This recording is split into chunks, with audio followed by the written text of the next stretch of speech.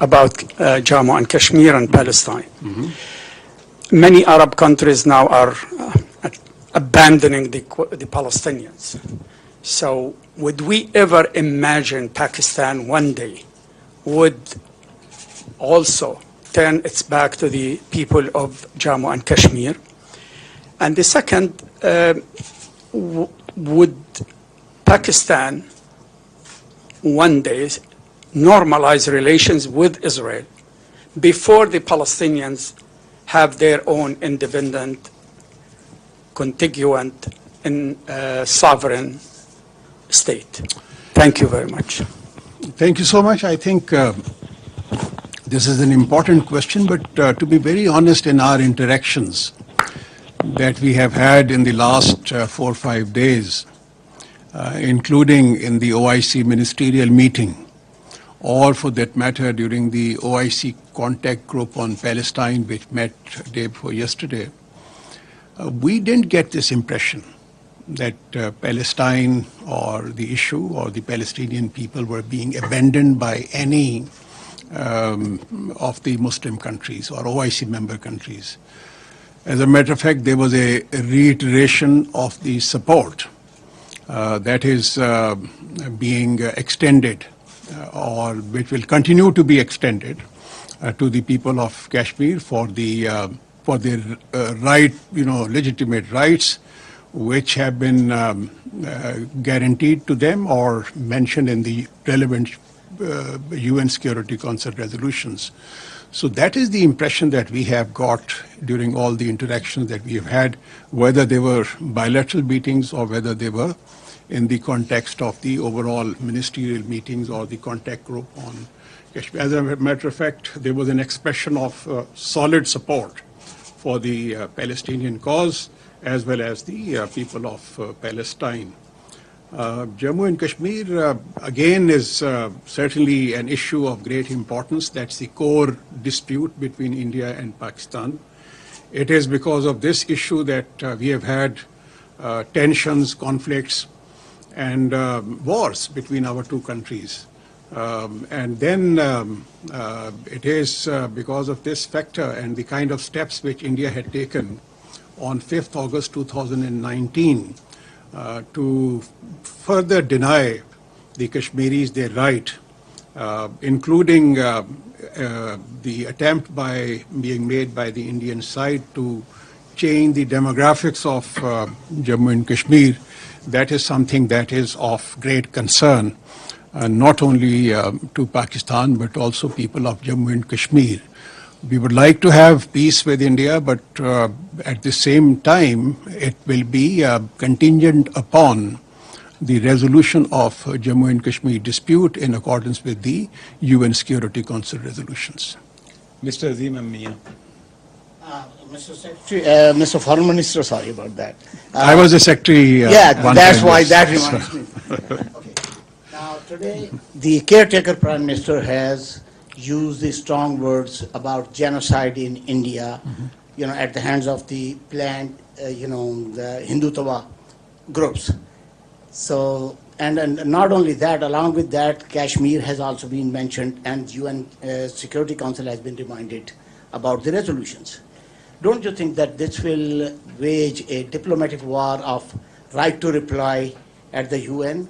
And already India is already facing a global situation regarding Canadian crisis.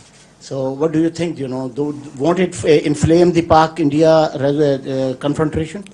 Well, you see, the point is that nobody can deny them to exercise their right to reply. We have no doubt about it. But then the point is that whether the stand which is taken by India in respect of this dispute, the core dispute, whether it is accepted by the international community or not.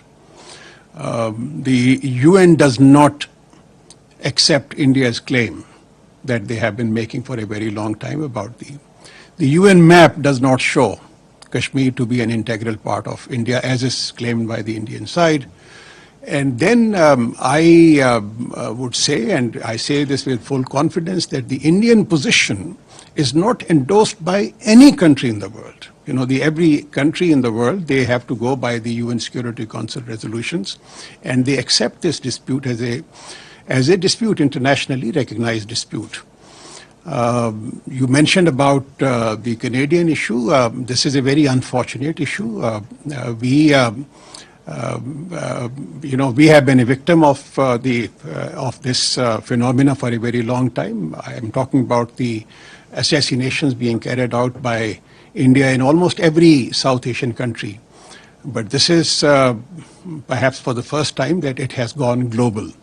And this is a very, very serious situation, and I think they will have to come clean on this, because as we see it, and as most of the members of the international community would see it, this is like the mask that they had coming off the Indian face, and having been exposed by this very, very serious crime that has been committed on the Canadian side.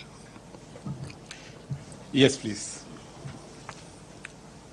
Lucas Chapman with Arab News. You mentioned the loss and damage fund, and obviously the kind of first litmus test for this fund is the reconstruction efforts in Pakistan after the devastating floods last year. Can you talk a little bit about sort of how has the international cooperation for the loss and damage fund been thus far, and how is this first test going?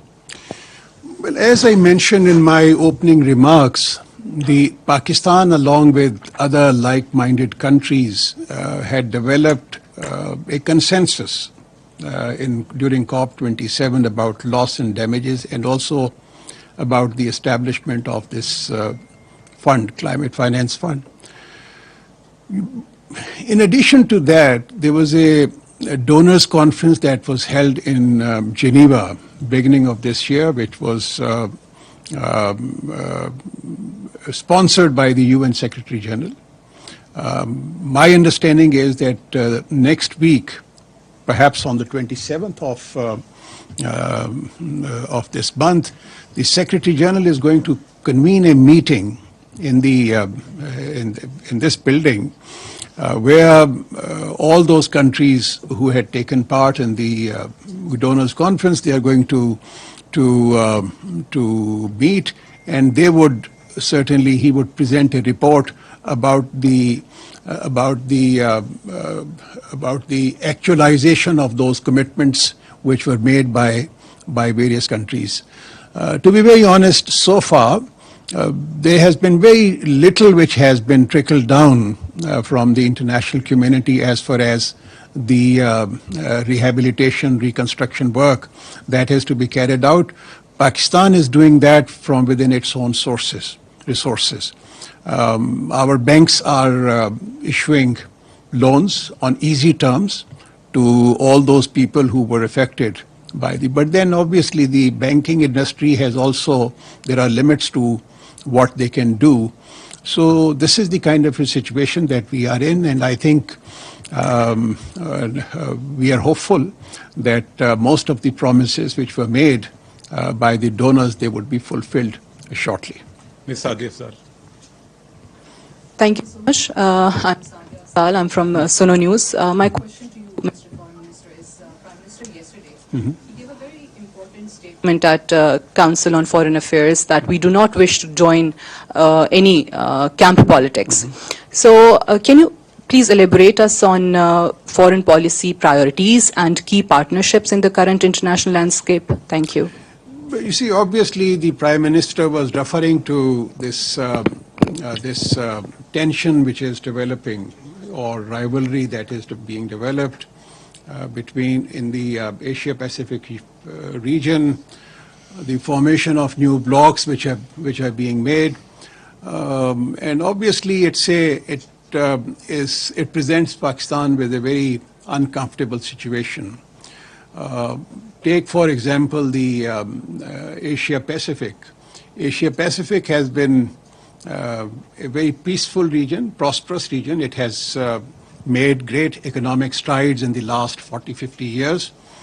And any tension within the Asia-Pacific region, from our point of view, is certainly not good for peace and stability in that region. We would like to basically this region remain as peaceful as possible, so that economic opportunities which are available to Pakistan and other Asia Pacific countries, they continue to grow. And there are obviously a number of regional connectivity projects which are also in the pipeline. Some are operational. So it was in that context that the Prime Minister mentioned that Pakistan would not become a part of. We have good relations with all countries of the world. This is the policy that enjoys a national consensus within the country. And we have a solid relationship with China. We have very close relationship with the United States of America, and also other regional countries of the region, and also Asia Pacific countries. And we would like to continue with this trajectory in our future. Mr. Iftikhar Chaudhry. Sorry, I can't put much.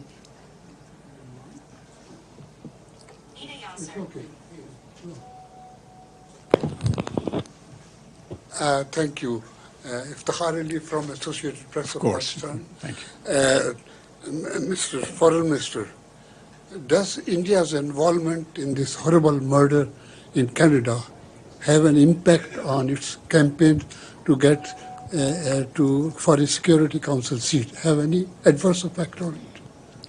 Well, you know, the Security Council reforms, as you are aware, they have been going on this debate is going on for almost 3 decades now, and there has been no consensus. This is yet another kind of a feather in India's cap.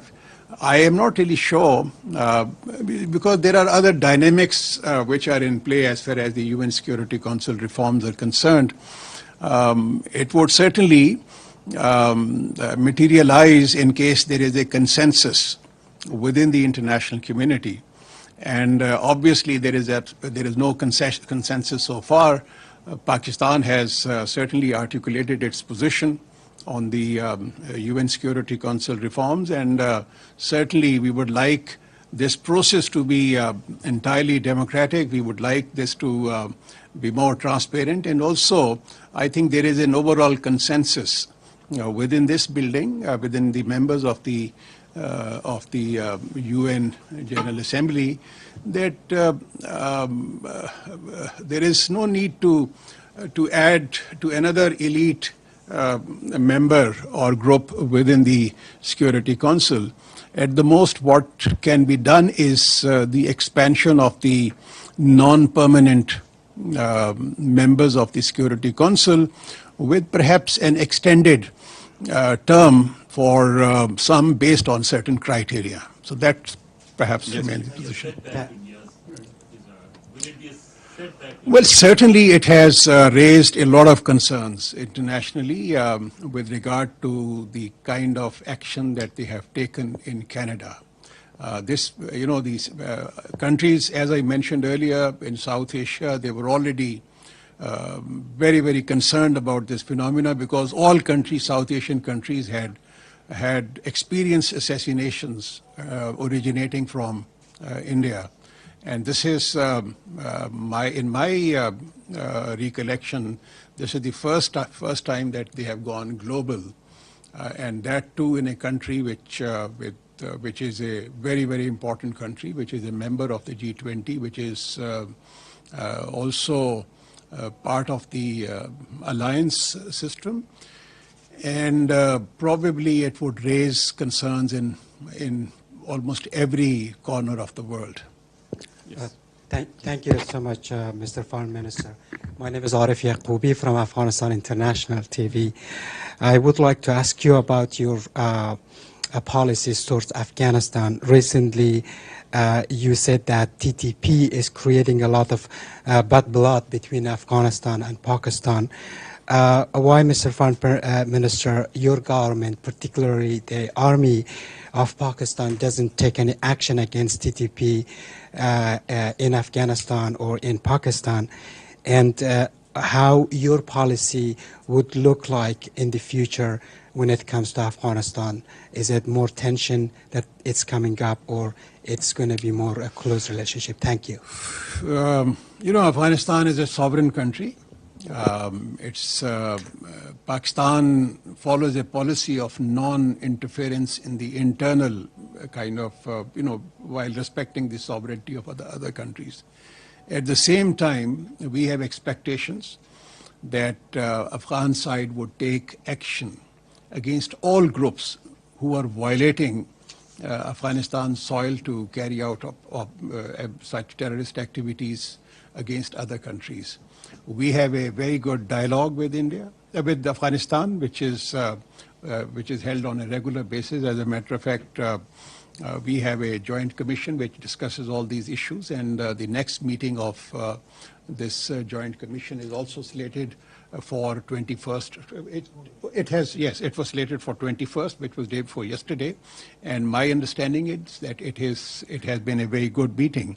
One thing that I certainly would like to mention, that Afghanistan is also committed to not allowing its soil for terrorist activities against other countries. We recently had a trilateral meeting involving China, Pakistan, and Afghanistan, in which, if you look at the joint statement that was issued after meeting between the foreign ministers of the three countries, there was a reiteration of this commitment by the Afghan side that they will not allow Afghan soil to be used against other countries. Mr. Anwar Iqbal.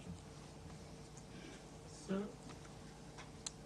what are the concrete results of this visit? What did we get out of it? You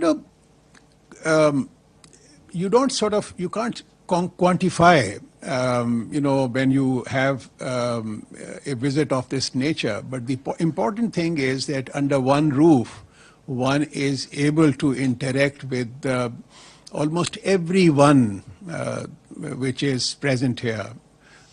There have been series of meetings that Prime Minister held here. There has been series of meetings that I held with my counterparts, and obviously during these meetings we put across our point of view with regard to important issues, regional issues, global issues to the international community, which is extremely important. And at the same time, I think probably it is the most cost-effective way of interacting with a large number of foreign dignitaries, rather than undertaking visits to the respective countries, which certainly becomes a very expensive proposition. And then it helps in enhancing and solidifying your bilateral relations with a large number of countries. So this is if we have a meeting with the Prime Minister, with the Chinese Vice President, or with the President of Iran, or President of Uzbekistan, or for that matter, Bill Gates, obviously something emerges out of these meetings. It not only helps create better understanding between Pakistan and the other countries about the respective issues, but also some of the pending areas which require attention by the respective countries, that is also there is a reiteration of that as well. Yes, sir. Please. Thank you, Minister. Stefano Vaccara, La Voce di New York. I have a follow-up and a question. A follow-up on the Security Council reform. Yes, I heard your answer.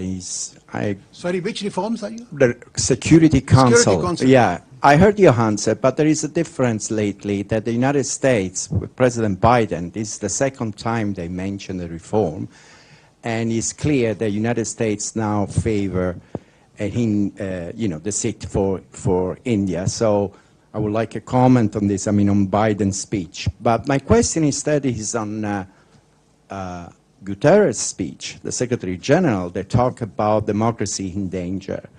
Democracy, countries that are democratic, that now turn authoritarian.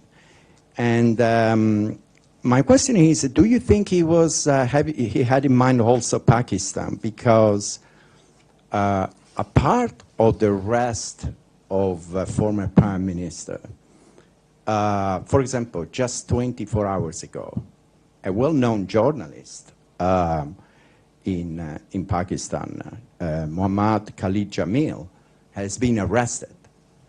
And so my question is Pakistan one of the countries that Guterres was thinking about when he was talking that democracy is in danger? Well, I think if you look at the situation overall, there have been a number of coups which have taken place recently in some parts of the world. In our neighborhood also, there are a lot of question marks with regard to the democratic process which is being violated with impunity. So that is, I think, probably he may have that in mind as well when he is talking about. And also, I would say that he must also have in mind the kind of denial of justice in many countries in respect of, for instance, the countries which are on the agenda of the UN Security Council. I'm sure that he must be having those in mind as well. Pakistan, we are a democratic country. There is absolutely no doubt about it. We have, in Pakistan, one parliament has completed its full term. It's a constitutional requirement that there is a caretaker setup, which is meant to ensure neutrality in the next elections, which is meant to ensure that the elections are free and fair, and which is also meant to ensure that people are able to participate in the voting process without any violence. This is something, and the preparations are already underway. You mentioned about this journalist. Recently we have promulgated an ordinance which is protection of journalists and media personnel, protection bill.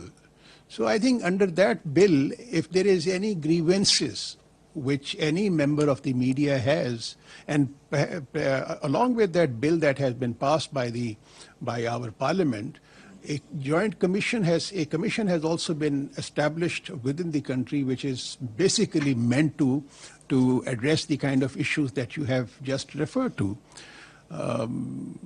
His lawyers have I don't know the details of the kind of crime or he may have committed, but then there is a legal course available to him, to his lawyers, his families, and they can always seek justice from the court of law. I know many friends are wanting to ask questions, I'm but sorry, due to about shortage Biden, of time. About Biden's speech on the Security Council reform? Sorry? Biden's speech. Biden's speech. You see, the point is that we are absolutely clear, and all members of the UN system are also clear that these things, inclusion of anyone within as permanent member, that requires a consensus. It is not the will of one country or a couple of other countries. There has to be a consensus. Did Pakistan make any committee to counter Islamophobia or for pillars of counterterrorism? Yes, this is an important issue that we discussed the other day. As a matter of fact, there is a group which is OIC group on Muslims in Europe, in which we made out a very strong case for effective legislation to contain this phenomena. And we, in that group, we also appreciated the introduction of a bill by the government of Denmark in their which would criminalize such offenses, such actions, either burning of holy books or insulting the prophets of any religion. So I think this is a good step that they have taken. Another country, Sweden, is also seriously contemplating taking similar action. My reason is that my own belief is that once this bill is passed, the Danish, many other countries will also follow suit. Well, this is going to be last question, Mr. Janzeb Ali. Jazavili from Airway News. Sir, do you think that the world has left Pakistan alone to deal with the situation of Afghanistan? That's not the impression that I get. I have more than 2 dozens of meetings with my counterparts from Europe, from Middle East, from Latin America, that's not the impression that I get. I think Pakistan is certainly taken as a very, very important country, whether it's the OIC, whether it is SCO. SCO has emerged as a major organization, or SICA for that matter. It's a great organization. And then the kind of role that Pakistan plays in the UN system, the kind of role that Pakistan plays in the OIC, within the OIC as an active member, or other groups that we are part of, whether it's SCO. I think everybody acknowledges the important role that is being played by Pakistan. Sir, please, sir. From Express News. So PM satellite meetings can help to build the relationship between other countries. Second question. Pakistan government did move any application against India human rights for Canada attention? You see, the point is it's not for Pakistan to move an application. I think the Canadians have already highlighted this issue. Probably they are also asking for a proper investigation, and I'm sure that that will be held at some stage. I think, I'm sorry, I know you have many questions to ask, but I think we are running short of time. Okay, one question, please. Okay, two more. Yes, please. Yes, please. A lot of the petition in U.S. Congress is pending for discussion. That is against Pakistan military that in 71 war they killed 2 million Bengalis, and most of the contents they are fake. And I think this is a serious issue, could be dangerous than forfeit. So what is the counter strategy of the Foreign Office to deal with that kind of matter that comes to U.S. Where Congress? is this bill? Which Congress are you referring? U.S. Congress. In U.S. Congress, there is a bill pending for discussion. The contents of the bill is the Pakistan military, they killed 70 in 71 war, 2 million Bengalis. So what is the to be very honest, I am not aware of any bill which is pending before the American Congress. From Don, Islamabad. Pakistan is facing, in the recent fall of Kabul, Pakistan is facing immense of terrorism, and TTP and mostly the other networks are involved in that.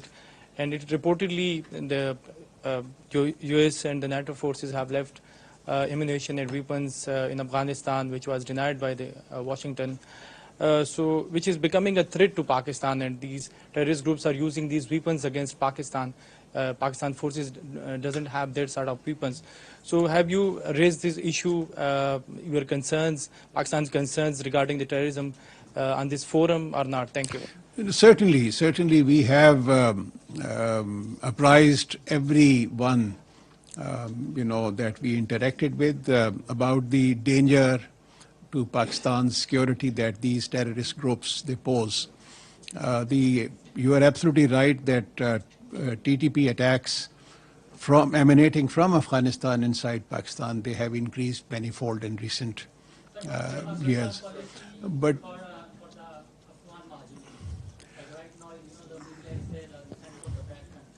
no, you see, the point is that it's not the policy only in respect of Afghan refugees.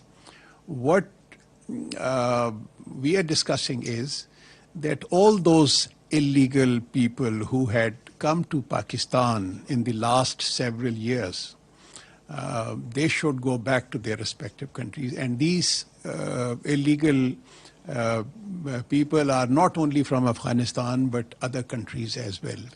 So there is a policy decision that we will asked those countries to take back these people who had, wherever there was a dispute, these people, they came to Pakistan and we opened up arms for these people. But then I think now that situation is in Afghanistan is getting back to normal, so these people, they should go back to their respective countries. And we would expect the international community to help repatriate these people to their respective countries with dignity and honor. Thank you very much. Thank you so much. نگراں وزیر خارجہ جلیل عباس جیلانی اقوام متحدہ کے head quarters میں news conference کر رہے تھے. ان کا کہنا تھا کہ یو این جنرل اسمبلی اجلاس کے موقع پر نگراں وزیر اعظم نے اپنے ہم منصبوں سے ملاقاتیں کی. اجلاس میں نگراں وزیر اعظم نے مختلف امور پر پاکستان کے نقطہ نظر سے آگاہ کیا. نگراں وزیر اعظم نے معاشی بحالی کے حوالے سے اٹھائے گئے حکومتی اقدامات سے آگاہ کیا. ان کا مزید کہنا تھا کہ نگراں وزیر اعظم نے مسئلہ کشمیر پر دو ٹوک موقف دیا. فلسطین سے متعلق نگراں وزیر اعظم نے واضح موقف بتایا. نگراں وزیر اعظم نے دنیا کو ماحولیاتی تبدیلیوں سے ہونے والے نقصانات کو اجاگر کیا. نگراں وزیر اعظم نے خطے میں امن و استحکام کی اہمیت کو اجاگر کیا.